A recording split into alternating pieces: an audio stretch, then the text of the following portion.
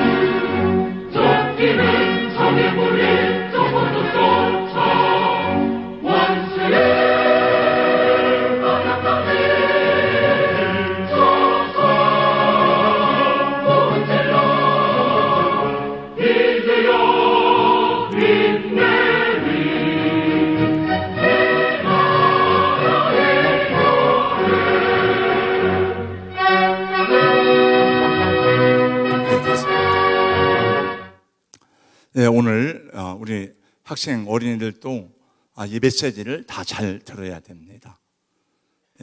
저는 가장 최근에 발행된 6.25 전쟁 참전 용사 증언조기 책을 작년에 읽었습니다. 이게 2020년도에 발행됐으니까 거의 6.25 전쟁에 대한 수기 가운데는 가장 최근에 발행된 책입니다. 76명의 살아 돌아온 용사들이 쓴 수기입니다. 저는 이 책을 읽으면서 눈시울이 붉어지지 않을 수 없었고 또 자유가 얼마나 소중한지를 다시 한번 깨닫지 않을 수가 없었습니다. 이 책 안에 들어있는 한 용사 가운데 제목 나는 살아서 돌아가야 한다라고 하는 부분에 대해 잠깐 한 부분만 제가 읽어드리겠습니다. 1932년 충청남도 계룡에서 태어난 김직수 씨의 실제 이야기입니다. 6.25 동란이 터지던 날 나는 17살 고등학생이었다. 전쟁이 일어나자 학도병을 모집한다는 소식을 듣고 나는 스스로 입대를 결정하였다. 내가 전쟁터에 나가는 날 어머니는 나를 붙들고 얼마나 울었던지 나는 차마 목에 메어서 울지도 못하고 어머니 가슴을 어루만지며 엄마 살아서 돌아올 거야. 살아서 돌아올 테니 걱정 말고 저를 보내주세요. 나는 전라북도 남원에서 3일 동안 훈련을 받고 바로 전선에 투입되었다. 그러나 나는 두려움이 없었다. 오직 한 가지 생각만이 내 마음을 사로잡았다. 싸워서 이겨야 한다. 나는 살아서 돌아가야 한다. 그래서 내 어머니의 눈물을 씻어줘야 한다. 한 놈이라도 더 죽여야 내가 살 수 있다. 전쟁 중에는 먹을 것이 없어서 많이 배가 고팠다. 꽁보리로 만든 주먹밥을 주워서 먹었지만 그것도 겨울에는 꽁꽁 얼어서 먹을 수가 없으니 오줌을 누워서 주먹밥을 녹여 먹으면서 전쟁을 하였다. 배고픈 것은 인민군도 마찬가지였다. 저녁이 되면 인민군들이 민가도에 와서 음식을 찾다가 우리에게 잡혔다. 잡고 보니 16, 17살 앳된 아이들이었다. 그러나 우리는 그들을 죽여야만 하였다. 어느 날 저녁에 얼어붙은 보리주먹밥을 먹고 설사가 나기 시작하여 화장실에 갔다. 볼일을 보려고 하는데 어디선가 사람 살려 하는 소리가 들려서 보니 인민군이 양식을 구하러 내려왔다가 재래식 화장실에 빠진 것이었다. 갑자기 죽여야 하는지 살려야 줘야 하는지 당황스러웠지만 그를 죽여야 내가 살 수 있다는 생각에 나는 개머리판으로 그 인민군의 머리를 내리쳤다. 하여튼 이런 얘기들입니다. 김직수 씨는 오직 한 가지, 나는 살아서 돌아가야 된다. 내 어머니의 눈물을 씻어줘야 한다는 이런 일념으로 3년간의 전쟁에서 죽지 않고 살아서 돌아왔습니다. 현재 생존해 있는 분의 축입니다. 이런 사연들은 수도 없이 많습니다.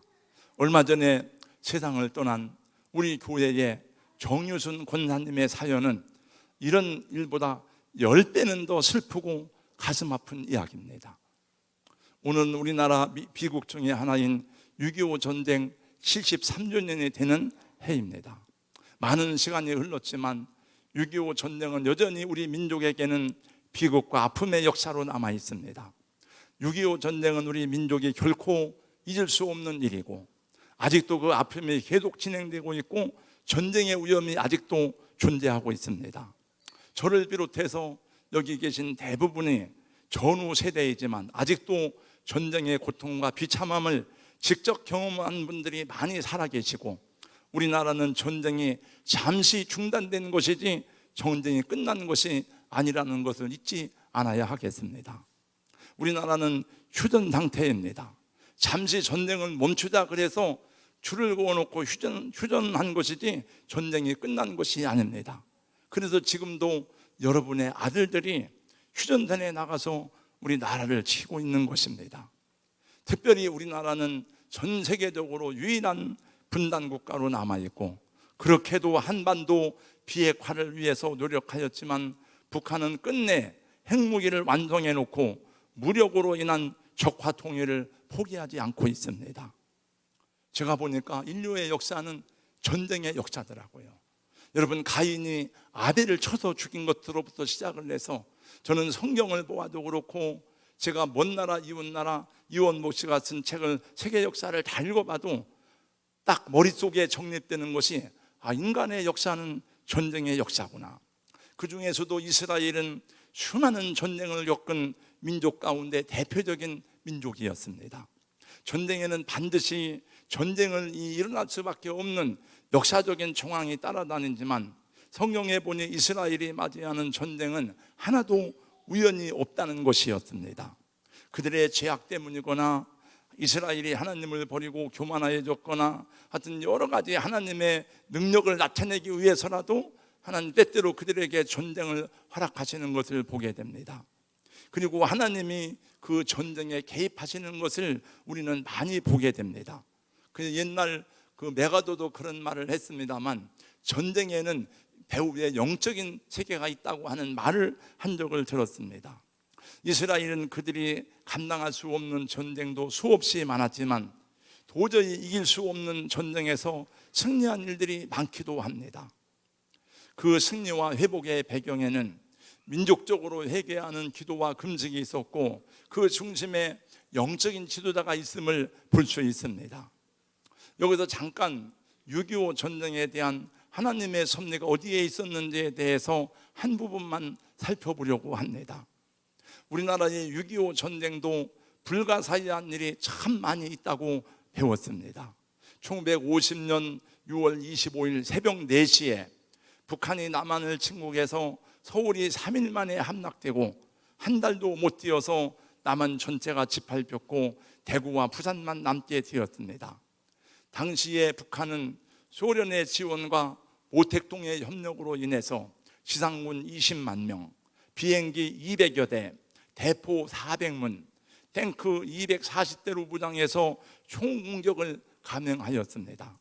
그에 비해서 우리 한국군은 지상군 6만 명, 탱크는 한 대도 없었습니다. 탱크를 부술 수 있는 야포나 대표도 없어서 몸으로 탱크와 맞서 싸웠습니다. 더구나 6월 25일은 일요일이라 군인의 3분의 1은 휴가와 예박으로 나간 상태에서 기습을 당했으니 도저히 이길 수 없는 전쟁이었던 것입니다. 일제 36년에 압제에서 해방되었지만은 정치적으로 나라가 안정되지 못했을 때에 6.25 전쟁이 일어났습니다. 북한은 공산당이 독재 체제를 이루었지만은 남한에서는 끊임없이 남노당 세력들이 곳곳에서 게릴라전을 펴고 좌익 세력들이 반란을 일으켰습니다. 이승만 정부가 1948년에 출입되었지만은 나라를 다스릴 수 있는 체계를 아직 갖추지 못하고 있던 형편이었습니다. 그러나 북한의 김일성은 한반도를 공산하기 위해서 철저하게 준비를 하였습니다. 북한은 전쟁 개시 1년 전부터 전시체제로 들어갔습니다. 북한은 중학교 이상의 모든 학교에서 배속 장교를 두어서 학생들을 훈련시켰습니다. 북한 전역에 조국 보위 후원회를 조직하고 17살부터 40살까지의 모든 남녀를 동원해서 군사훈련을 실시했습니다. 그리고 모든 준비를 철저히 한 후에 6월 25일 새벽 4시에 전면 남침을 감행했던 것입니다. 근데 그 당시 한국군 수뇌부에 석연치 않은 일들이 많이 생겼다고 합니다. 첫 번째, 전방에 있는 정보원들이 계속 북한이 대규모 남침을 할 것이라는 보고를 하였지만은 그럼에도 불구하고 군 수뇌부는 이를 무시했다는 것입니다. 두 번째, 각 사단장과 연대장들을 전쟁이 일어나기 2주 전에 대규모 인사이동을 발령했습니다. 전방에 있던 사단장들을 후방으로 보내고 후방에 있던 사단장들은 전방으로 보내고 전방 부대를 후방으로 빼고 후방 부대를 전방으로 배치를 해놓았다고 합니다. 이것은 아무도 정부 안에 숨어있는 간첩들의 작전으로 이루어진 일이라고 보고 있습니다. 뿐만 아니라 전쟁 전에 북한의 거짓 평양 공세가 요란하였습니다. 그래서 1950년 6월 24일에 비상사태를 해제하고 전방에 있는 국군 장병들 절반을 휴가 보냈습니다. 6월 24일 저녁에는 군 고위 간부들을 서울로 불러서 6월 25일 새벽까지 댄스 파티를 열었습니다. 그리고 6월 25일 새벽에 공산군이 전면적인 남침을 시작하였으니 거의 무방비 상태나 마찬가지였다고 합니다. 전쟁이 발발한 후에 3일 만에 수도 서울이 함락되었고 한 달 만에 낙동강 아래 부산만 남겨두고 전 국토가 북한의 손아귀에 넘어가게 되었습니다. 김일성의 승리는 확실하게 보였습니다. 대한민국은 이제 지구상에서 사라질 운명에 처하게 된 것입니다. 당시 6.25 낙동강 전선을 다 한번 보겠습니다. 이 파란 부분만 남고 완전히 다 적화가 된 것입니다. 우리 어른들은 다 알지만 아이들은 또 한번 보세요. 지금 우리가 살고 있는 우리나라가 어떻게 자유를 누리게 되었는지에 대해서 이해해야 하는 것입니다. 만일 그때 우리나라가 김일성 아래에 적화 통일이 되었다면 우리는 김일성, 김정일, 김정은이 지배하는 북한의 철권 통치 아래에서 신음하고 있을 것입니다. 개인의 자유도, 가정의 평화도, 신앙의 자유도 박탈당한 생지옥과 같은 나라에서 살고 있을 것입니다. 그런데 이런 절체절명의 위기에 놀라운 일이 일어났습니다. 전쟁이 발발한 이틀 후에 유엔 안전보상이사회가 소집되었으니 그 당시 안보리 상임이사국이 5개 나라였습니다. 미국, 프랑스, 영국, 중국, 소련이었습니다. 여기 중국은 오늘의 중국을 말하는 게 아니고 타이완을 말하는 거죠. 안보리 상임이사국 중에 한 곳이라도 거부권을 행사하면 유엔군이 한국 전쟁에 참전하는 그 결의가 불가능하게 되었습니다. 그런데 놀랍게도 소련이 안보리 회의에 참석하지 않았습니다. 역사학자들이 꼽은 6.25 전쟁의 최대 미스터리는 소련이 안보리 회의에 왜 불참하였는가 하는 것이라고 합니다. 어떻게 이렇게 중대한 회의에 소련 대표가 참석하지 않았을까요? 당시 주 소련의 유엔 대사인 말리크 대사가 안보리 회의에 참석하러 가는 도중에 자동차 사고를 빌미로 참석하지 않았는데 소련의 독재자인 스탈린이 긴급하게 말리키에게 지시하기를 안보리 이사회에 불참하라고 명령하였다고 합니다. 이 문제에 대한 연구를 많은 사람들이 했는데 그 문제에 대한 연구를 지속한 사람 가운데 이세기 씨가 있는데 전 국토통일원 장관을 지낸 분입니다. 이세기 장관은 그가 쓴 2015년에 펴낸 책 6.25 전쟁과 중국, 스탈린의 마오쩌둥 제압 전략이라는 책에서 소련이 안보리 회의에 불참한 것은 중국의 마오쩌둥, 모택동을 제압하게 하기 위해서라고 해석해 놓았습니다. 스탈린은 중국의 모택동이 중국을 통일하고 그 세력이 커지는 것을 두렵게 생각했다고 합니다.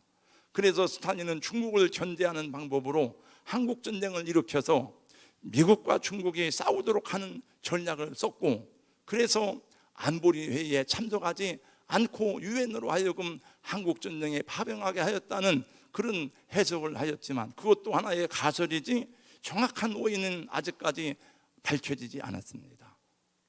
그래서 결국 4개의 상임이사국이 유엔 회원국들에게 한국전쟁에 참여하는 결의안을 통과시켰으니 백척간두의 전망의 위기에 빠진 대한민국을 돕기 위해서 전 세계가 일어났습니다.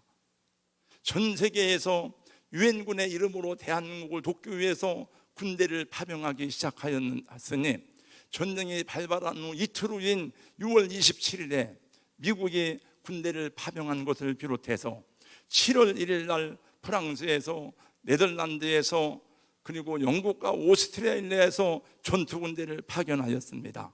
그리고 뉴질랜드에서 전투를 위한 군대를 파견하게 되었으니 군대를 보낸 나라만 16개 나라였습니다. 미국, 영국, 오스트레일리아, 네덜란드, 캐나다, 뉴질랜드, 프랑스, 필리핀, 터키, 태국, 남아프리카 공화국, 그리스, 벨기에, 룩셈베르크, 이디오피아, 콜롬비아.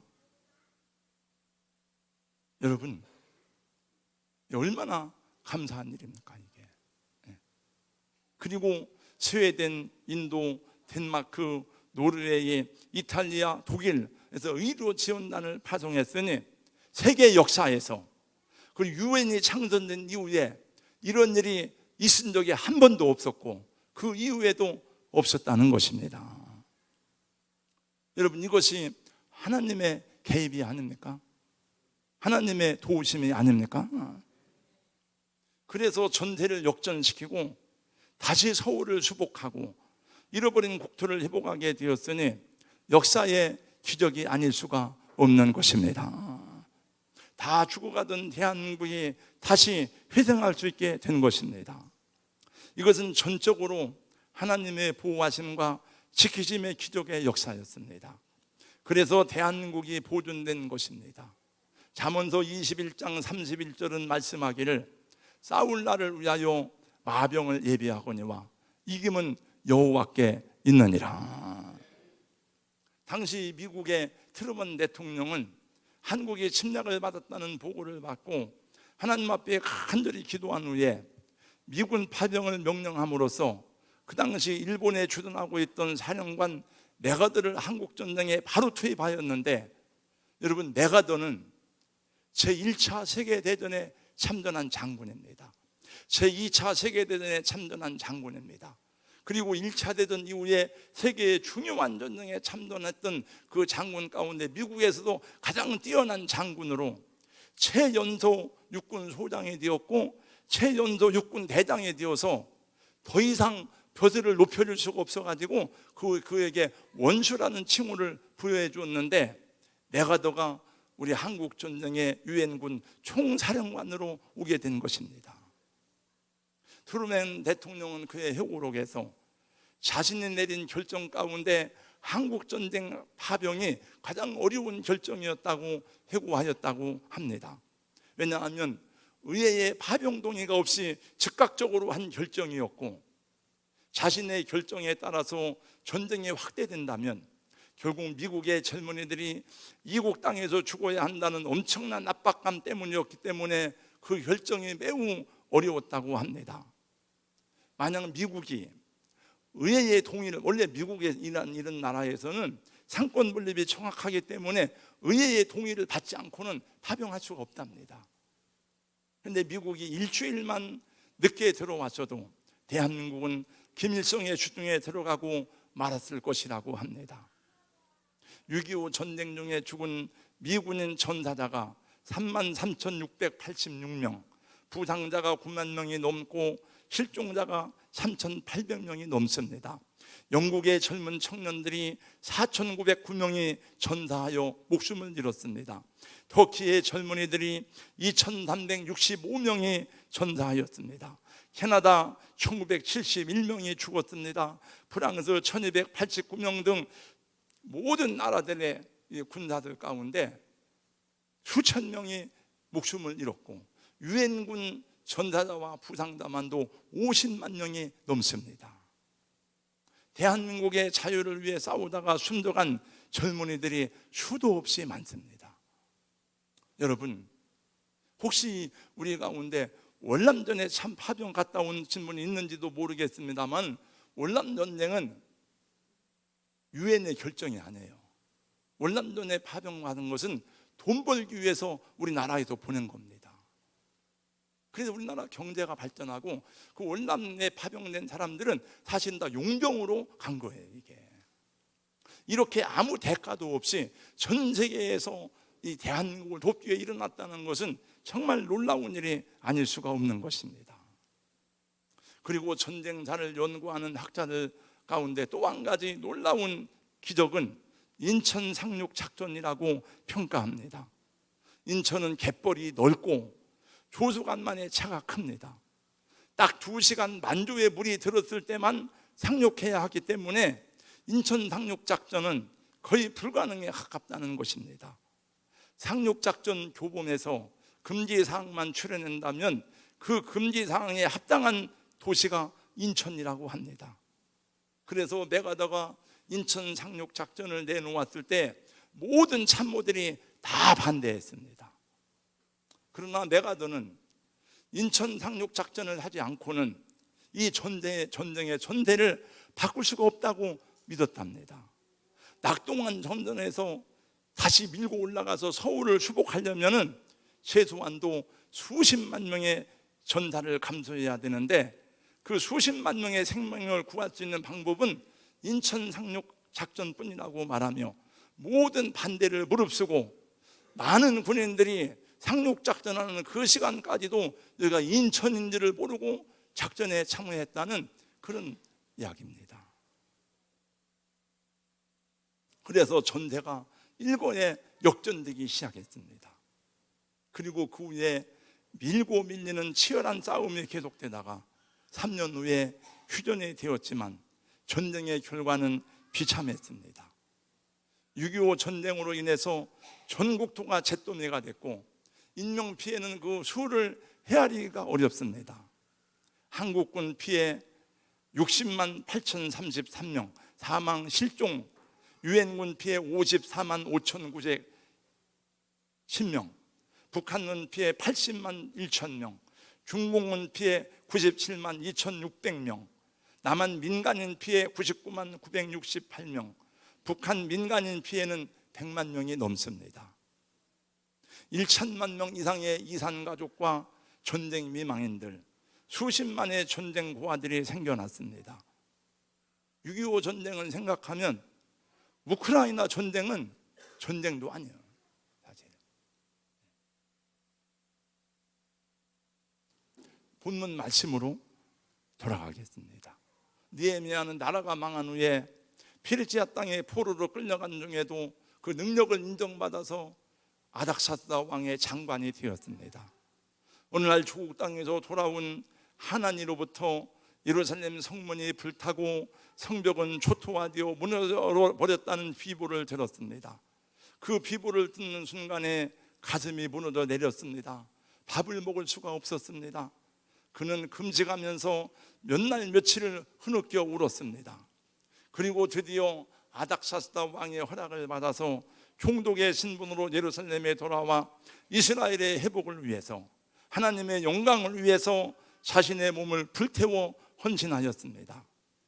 여러분, 느헤미야가 한 일이 무엇입니까? 느헤미야는 첫 번째 백성들을 모아서 부흥회를 하였습니다.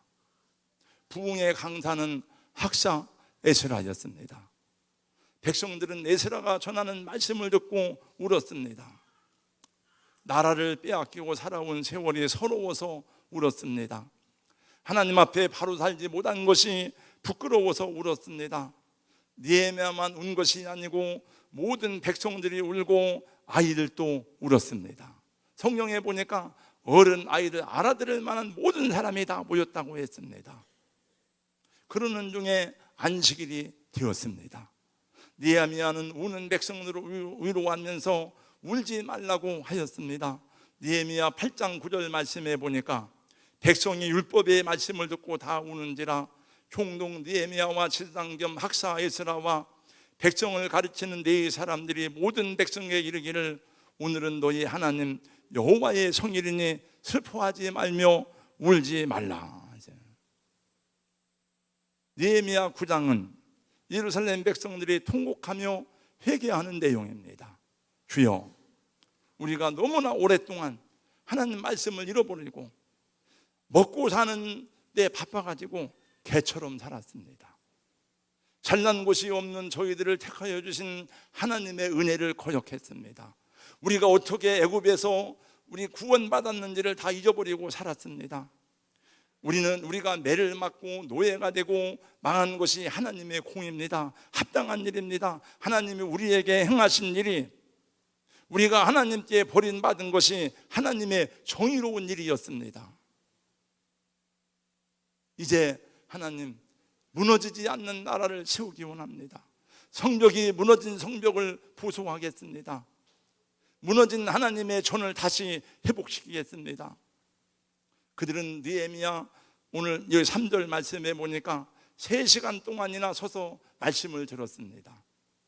또 3시간 동안 자복하면서 울면서 회개했습니다. 낮 4분의 1이라고 해서 제가 낮 4분의 1이 무슨 때니까 3시간이더라고요. 3시간 한 자리에 서서. 4절 말씀에 보니까 네지파 사람들이 단위로 뛰어 올라가서 울부짖으며 기도하는 장면이 나옵니다. 네지파 사람들이 울면서 기도를 시작하자 모든 백성들이 함께 울기 시작하였습니다. 사랑하는 성도 여러분, 성경을 읽을 때에 우리 성경이 우리에게 말씀하잖아요. 하나님이 직접 말씀할 수도 있지만 하나님이 성경을 통해서 저와 여러분에게 말씀하시잖아요. 오늘 이 성경을 보면서 하나님이 오늘 저와 여러분에게 묻습니다. 너희는 하나님 앞에 믿음으로 바르게 서 있느냐? 너희는 너희 하나님 경외함을 너희 인생에서 가장 중요한 일로 믿고 살아가느냐? 너희 교회와 너희 나라는 지난날 과거의 고난과 가난을 기억하고 겸손하게 서 있느냐? 전쟁으로 폐허가 되었던 너희가 이렇게 배부르게 먹고 너희가 세계적인 민족이 된 것이 너희가 잘나서 그런 줄 아느냐? 그것이 너희들을 교만하게 하고 예배하는 자리를 버리고 하나님을 멀리하게 하지 않았느냐? 라고 오늘 우리에게 하나님이 묻고 있습니다. 오늘 봉독한 말씀에 보니까 이스라엘은 회개하기 위해서 모였습니다. 자신들이 얼마나 불의하고 불신앙적으로 살았는지를 깨닫고 회개하기 시작하였고 밥을 먹을 수가 없어서 금식하였습니다.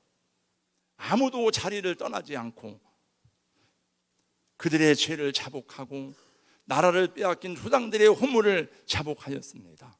주님, 다시 나라를 빼앗기지 않겠습니다. 다시는 성전이 무너지지 않게 하여 주옵소서. 다시 하나님 없이 살지 않게 하여 주옵소서. 온 백성들이 회개하였습니다. 여러분, 오늘 저와 여러분에게도 이런 부흥이 필요하고 이런 기도 운동이 일어나야 된다고 믿습니다.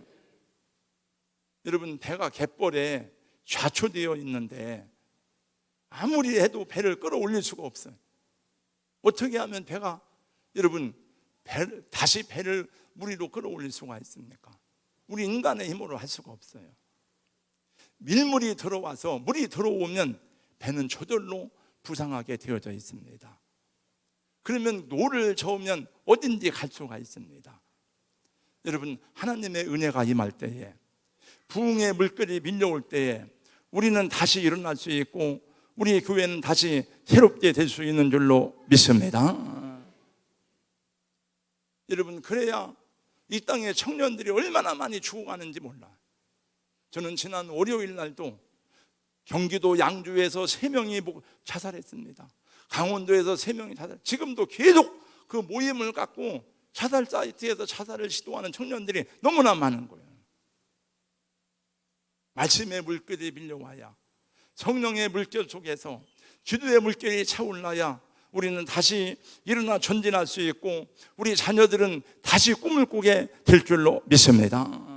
성령이 우리에게 임하면 우리로 하여금 너희 자녀들이 예언할 것이고 너희 늙은이들은 꿈을 꾸고 너희 자녀들은 젊은이들은 환상을 볼 것이라고 말씀했습니다. 비전을 잃어버린 우리 어린 아이들에게, 우리 자녀들에게 여러분, 우리가 꿈을 심어줄 수가 없어요. 하나님의 말씀으로 꿈꾸고 성령으로 회복될 때에 그들이 삶의 새로운 용기를 가지고 나가게 될 줄로 믿습니다. 여러분, 사실은 지금 우리 대한민국은 상당히 위험한 지경에 처해 있음을 여러분들이 아실 거예요. 아마 북한은 이미 핵무력을 완성했습니다.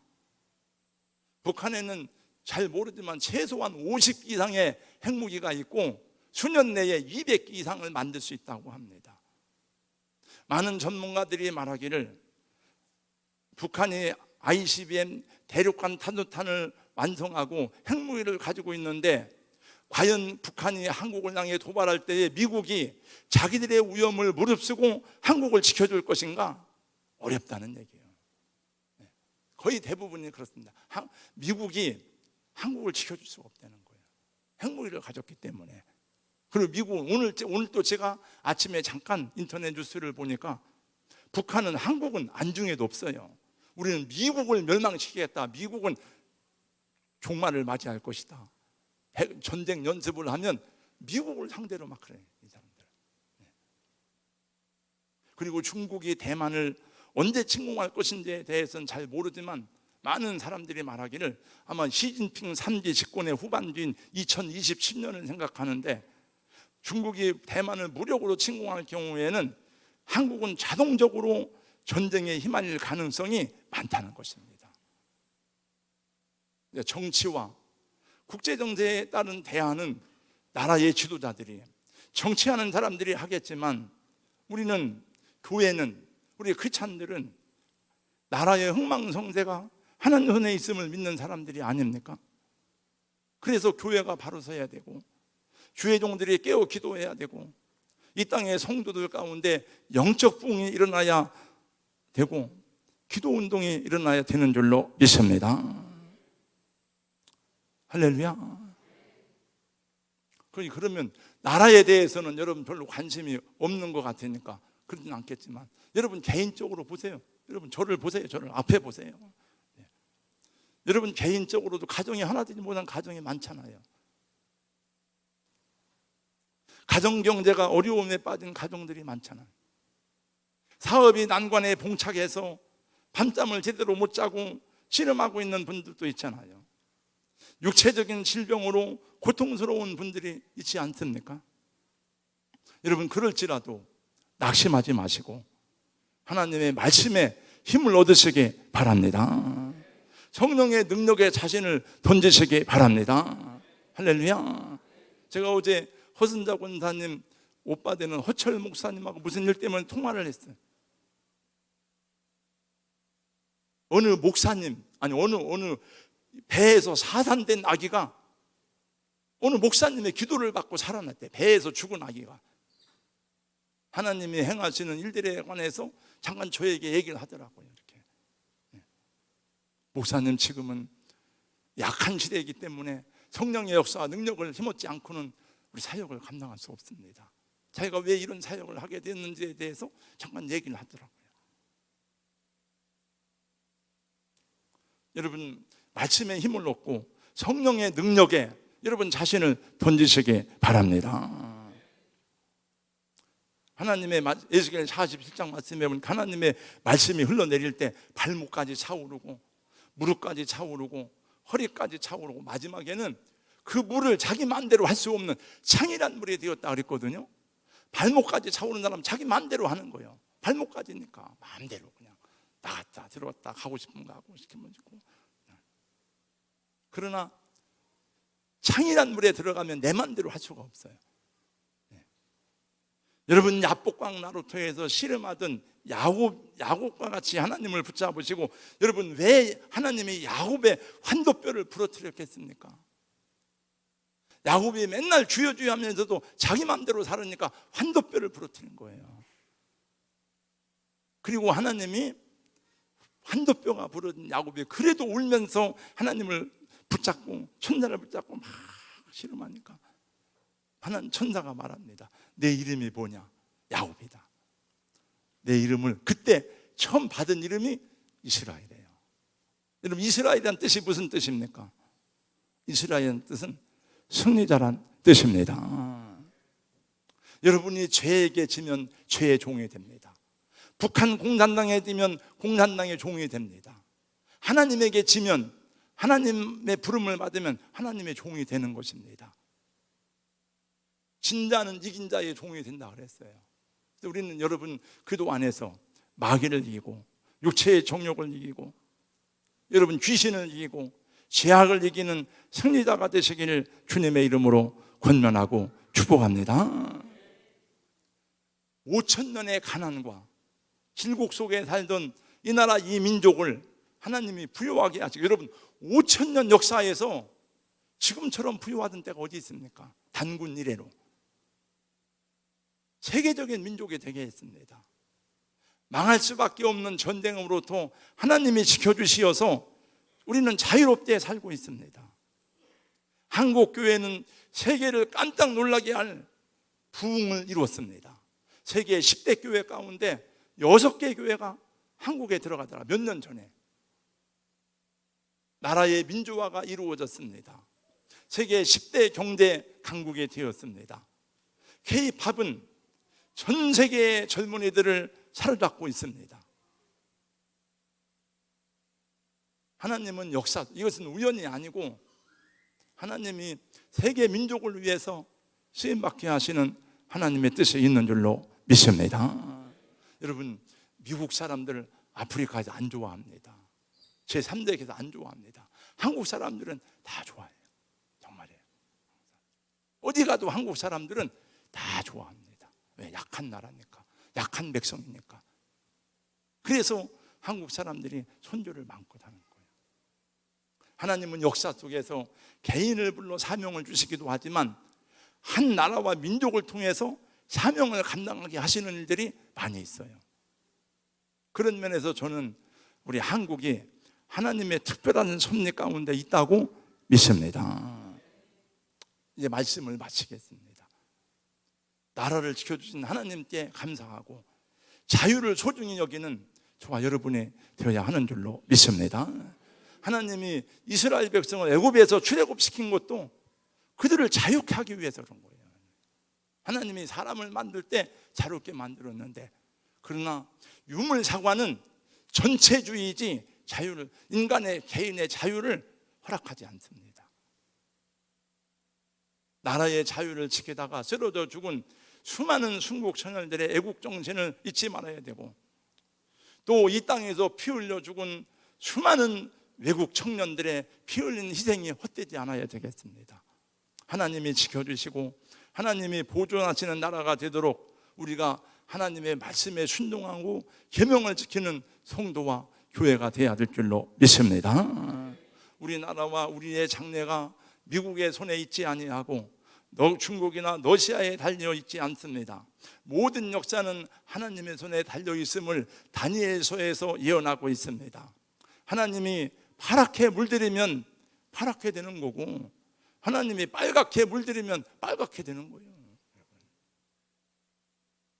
여호와께서 집을 세우지 아니하시면 세우는 자의 수고가 헛되며 여호와께서 성을 지키지 아니하시면 파수꾼의 깨어 있음이 헛되도다. 우리가 복음 전하고 말씀에 순종하는 백성이 되겠습니다. 하나님이요, 하나님의 백성된 우리가 먼저 믿음으로 바로 서겠습니다. 이 나라와 민족을 보존하여 주옵소서. 믿고 기도하며 행동하는 여러분과 저, 또 이 땅의 교회들이 되기를 예수님의 이름으로 축원합니다. 축복합니다. 기도하겠습니다. 하나님 감사합니다. 73년 전에 아무 준비도 없던 이 땅에 수년 동안 준비했던 김일성 공산당이 무력 남침을 통해서 이 땅을 초토화시켰습니다. 고통과 신음에 살던 민족이었습니다.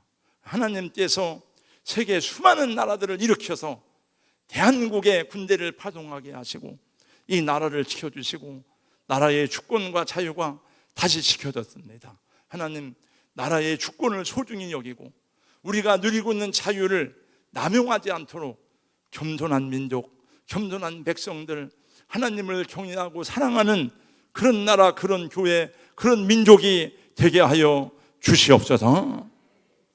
예수님 이름으로 기도하옵나이다. 아멘.